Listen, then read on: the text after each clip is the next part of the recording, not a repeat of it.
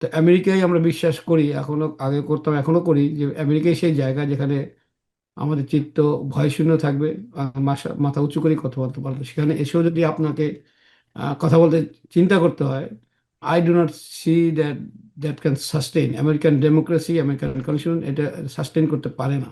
এবং আমেরিকাই এখনো পৃথিবীতে সেই জায়গা যেখানে মানুষ কথা বলতে পারে এবং তারপর তার মাথাটা উঁচু করে দাঁড়া করতে পারে। সেই জায়গাটা যে ব্যাহত হচ্ছে এখন কিছুদিন হলেও, এটা দুর্ভাগ্যজনক। তো আশা করি এই জায়গা, এই দুর্যোগের সময় কেটে যাবে, আবার মানুষ কথা বলবে। আপনি সন্ত্রাসী গোষ্ঠীর পক্ষেও কথা বলতে পারেন, কিন্তু সন্ত্রাসী কাজে যুক্ত হতে পারেন না। সন্ত্রাসী কাজে যুক্ত হলে হওয়া উচিত ছিল এরকম। এখানে তাহলে পক্ষে বিপক্ষে কথা থাকতে পারে বা যে কোনো যুক্তি তর্ক উপস্থাপন করতে পারে সে তার সামাজিক যোগাযোগ সন্ত্রাসী, মাধ্যমে। হ্যাঁ, সন্ত্রাসী সংগঠনগুলো আমরা ব্যাখ্যা করি একভাবে। অবশ্যই যারা মানুষ মানে তারা সন্ত্রাসী সংগঠন, হামাস সন্ত্রাসী সংগঠন।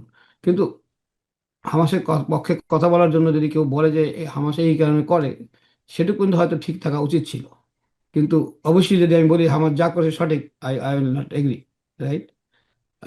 রাইট। আপনাকে, কিন্তু আপনি কথা বলতে পারেন যে কেন তারা করছে সেটা কথা বলেন, কিন্তু আপনি যদি বলেন যে হ্যাঁ হামাস যেটা করছে সঠিক, অক্টোবরের 7 তারিখ তারা যা করছে সঠিক, then you are not on the side of democracy because you are killing people.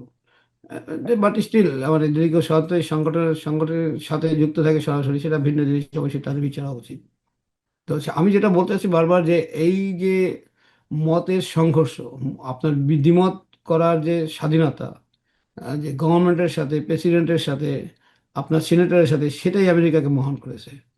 এবং সেই জায়গাটায় ধরে রাখতে না পারলে আমেরিকান ডেমোক্রেসি, আমেরিকান যে শ্রেষ্ঠত্ব, সেটা কিন্তু বজায় থাকবে না। কিন্তু আশা করি দেশে এনাফ মানুষ আছে যারা এটা বোঝে, এবং কি লিবারাল কি কনজারভেটিভ, তাদের মধ্যে অনেক লোক আছে যারা যা বিশ্বাস করে যে আমেরিকান শ্রেষ্ঠত্ব আমেরিকান কনস্টিটিউশনের মধ্যে নিহিত আছে, এবং they will uphold this ultimately. যুক্তরাষ্ট্র সরকার নিশ্চয়ই এটিকে গুরুত্ব দিয়ে দেখবে, আমরা প্রত্যাশা রাখতে পারি।